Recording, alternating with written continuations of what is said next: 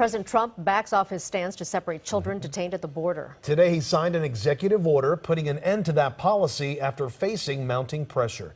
KCAL 9 political reporter Dave Bryan joins us now with a rare day in the Trump presidency in which he actually backed it down, Dave. That's right. This was a loss for the president. There's no two ways about it. And he doesn't like losing. So tonight, he's moving on.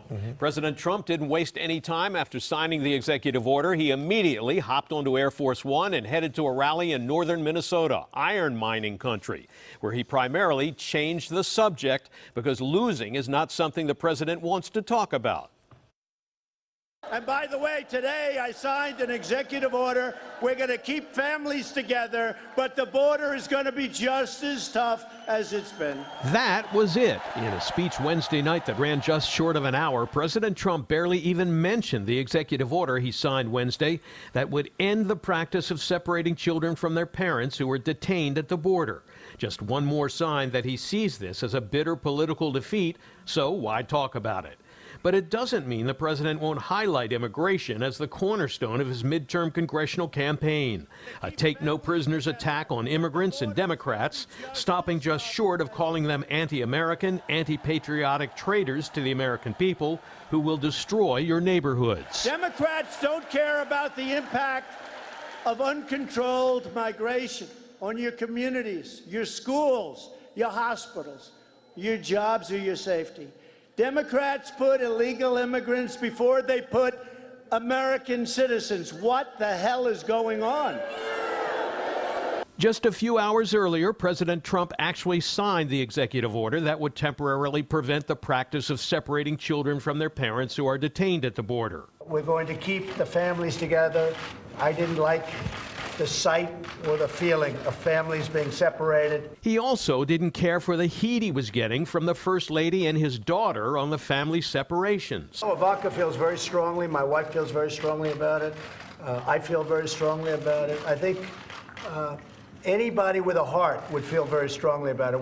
But for several days, the president and administration officials were telling anyone who would listen that the president could not stop the family separations. Only Congress could change that law. Congress and the courts created this problem, and Congress alone can fix it.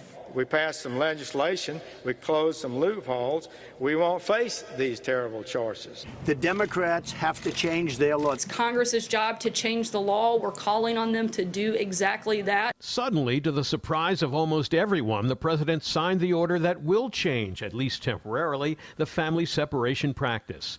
It allows families to be held together for 20 days. But after that, they must either be deported as a group or separated. The Trump administration says that's why Congress does still have to take action. Some Democrats are not impressed. There are a number of ways to solve the family separation issue. Donald Trump picked one of the worst ways, which is to try to reverse an actual court settlement. In this case, what they could do is, after 20 days, let the family go and have them come back for the court hearing.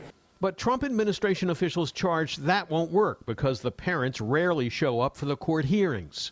And the administration says the 2,300 or so kids who have already been separated from their families will not immediately be reunited with them. That's the big issue, because there is no plan to reunite these parents with their children. These 2,300 children that are at the Border Patrol have no way of knowing where their parents are, nor the parents where their children are.